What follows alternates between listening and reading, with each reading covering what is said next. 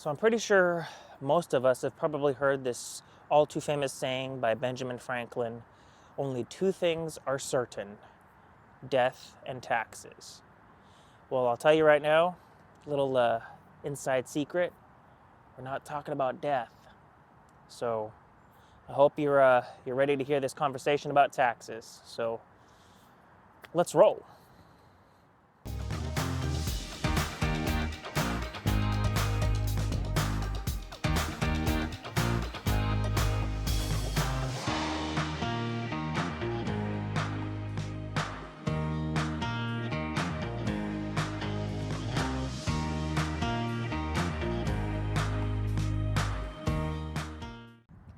So here we are, part 5 of this video series that we've been in, pulling back the curtain. And I want to focus on taxes. I want to lay the groundwork first to really focus us in a certain direction and really what I want to discuss about taxes. So I want to show you guys like 3 clips of the history of taxes and how it first started.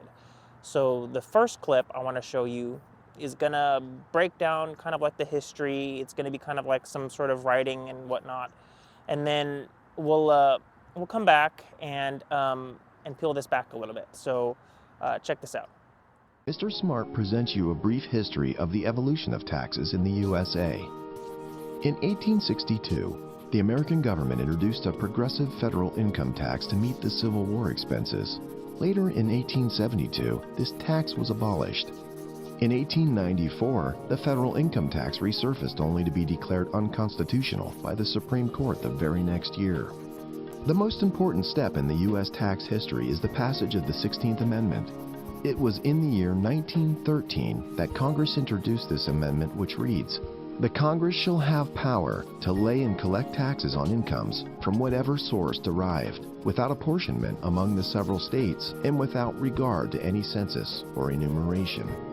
Later in 1943, Congress passed the Current Tax Payment Act, which obligated every employer to deduct federal income tax from the salary of an employee and pay it directly to the tax authorities.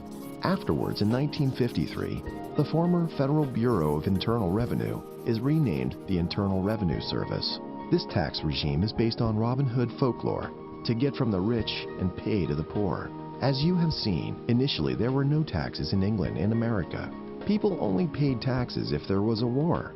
England levied a regular income tax in 1874, while the United States levied it in 1913 with the adoption of the 16th Amendment. Governments popularized the taxation with the notion that only the rich would pay the taxes while the poor and middle class will be the beneficiary. That is exactly the Robin Hood tax system. The appetite of governments increased exponentially with time, so they taxed the poor and the middle class as well. These were the very people who voted for the tax regime.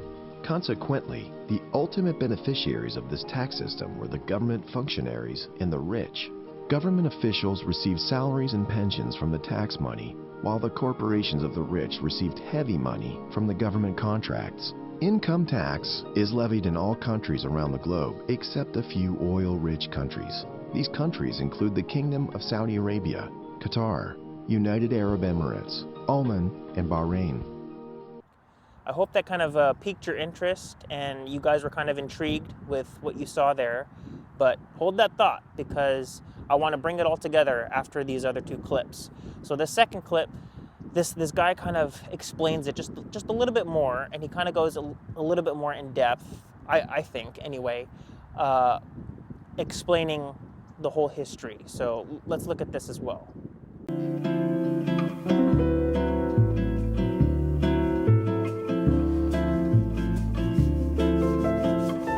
When the country was started, there was no income tax whatsoever. In fact, you could look at the Constitution, chapter and verse, Article 1, Section 2, and it said something very funky, very peculiar.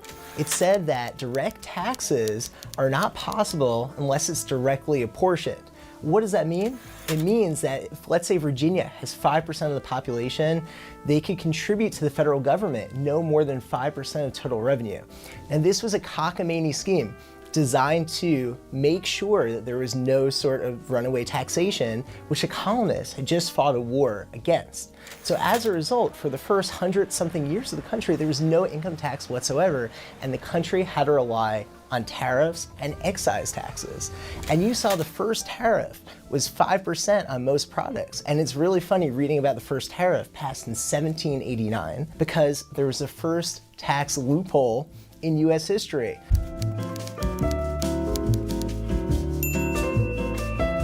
So the first income tax was passed into law, signed into law by Abraham Lincoln in 1862. And what you see with these early taxes, the early experimentation with an income tax, is basically no one paid it, but the pretty well off. So even by the end of the Civil War, only a little bit more than 10% of the American public paid income taxes. So the first income tax in US history was signed into law in 1862 and went away in 1873. So what happened was there was something called the populist movement in the early 20th century.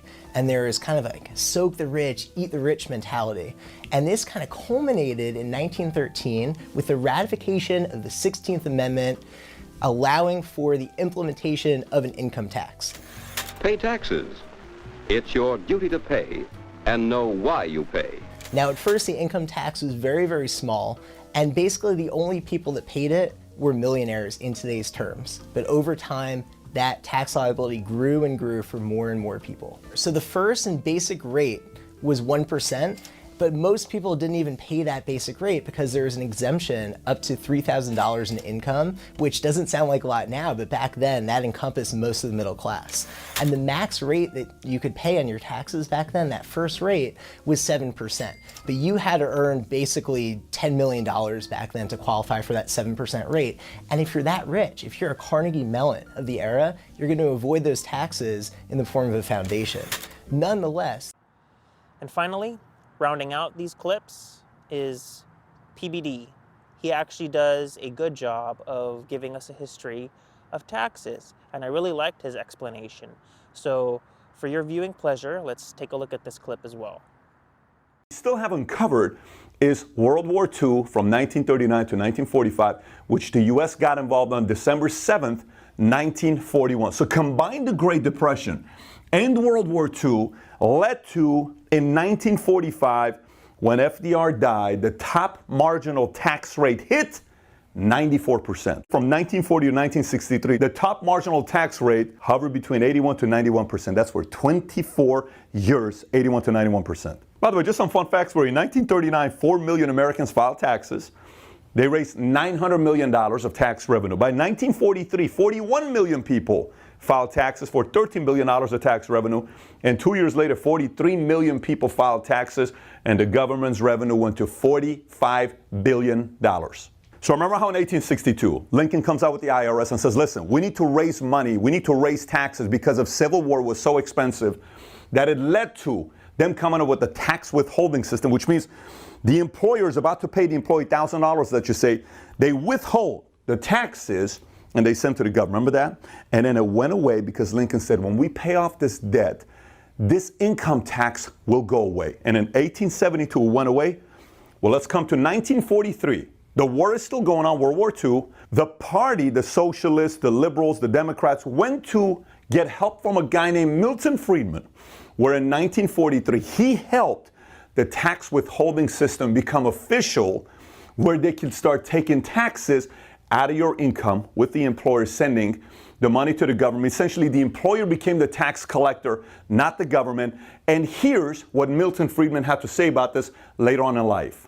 This would have been introduced had I been involved or not. At the time, we concentrated single-mindedly on promoting the war effort. We gave next to no consideration to any longer-term consequences. It never occurred to me that at the time I was helping to develop machinery that would make possible a government that I would come to criticize severely as too large, too intrusive, too destructive of freedom, yet that was precisely what I was doing. Quote, Milton Friedman. So you may be saying, Pat, what's the big deal about this? Who cares? Leave him alone. You even got Milton Friedman in your painting. Why are you making such a big deal about this?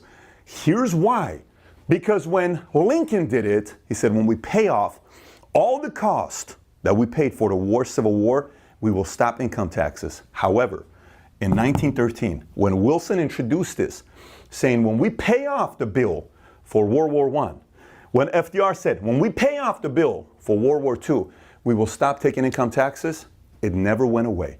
It became permanent. And then the tax withholding system, check, made it very permanent. FYI, you know how old this is? 78 years old. That's it. The whole tax withholding thing with your income when you get your W-2, when you get somebody takes all the taxes out, it's only 78 years old. Why? Because no one said anything about it, and it's now been around for this many years. So I don't know if you guys were following the theme of these clips that I showed you and what I was kind of going after. If not, that's okay, because I'm going to tell you. When this country was first formed, we didn't have taxes. And when taxes were instituted, it was supposed to be for a short period of time. And then it was supposed to go away. So, leads me to ask some questions. Because taxes were instituted to fund the war. But once we won the war, the taxes were supposed to go away. And they did for a short period of time, and then they came back. Why?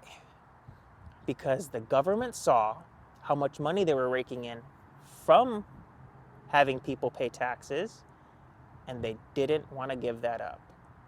So the question I want to ask is that why we are involved in so many wars?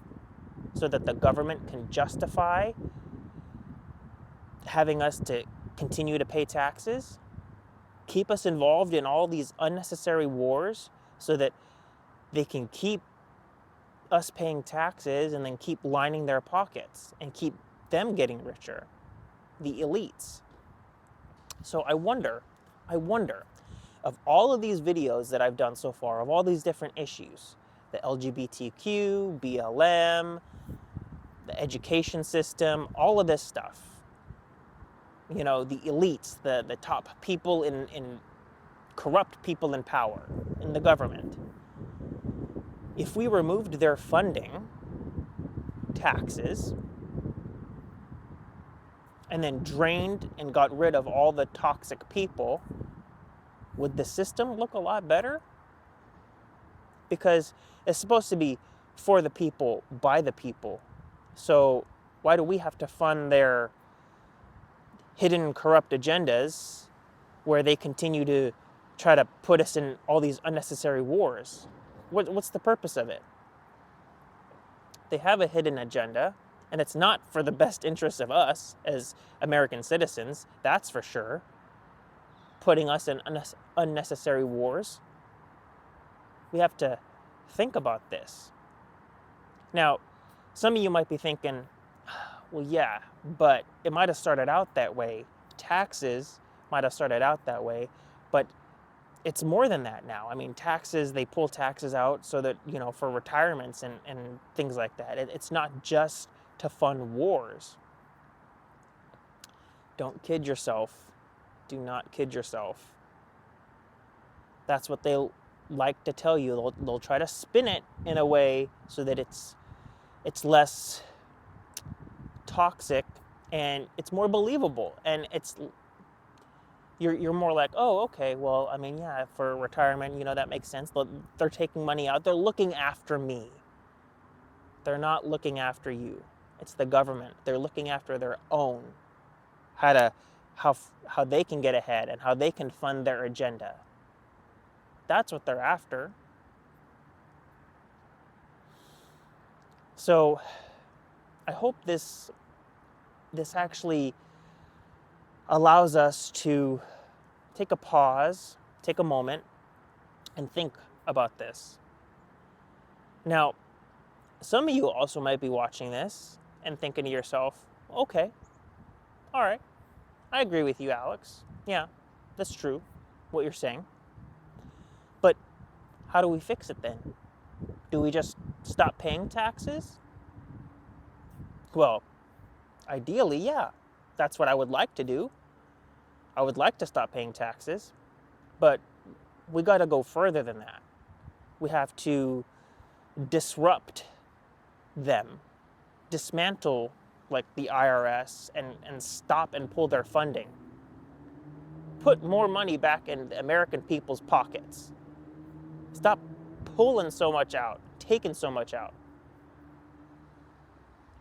Now, how do we do this? Well, we got to stand up and push back. For the people, by the people.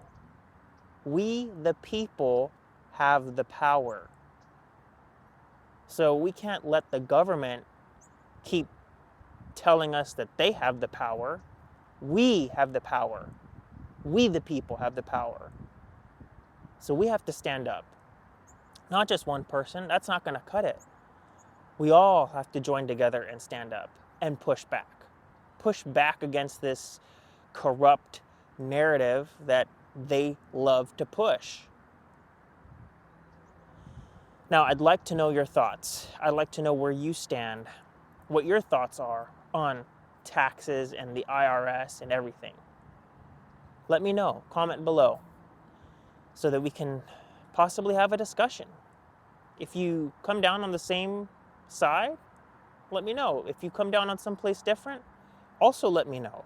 If there's a certain avenue I haven't thought of, please enlighten me. Let me know.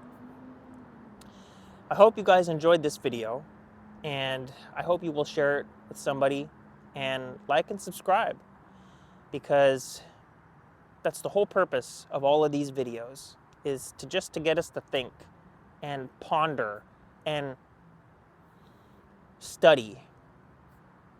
That's all this is for.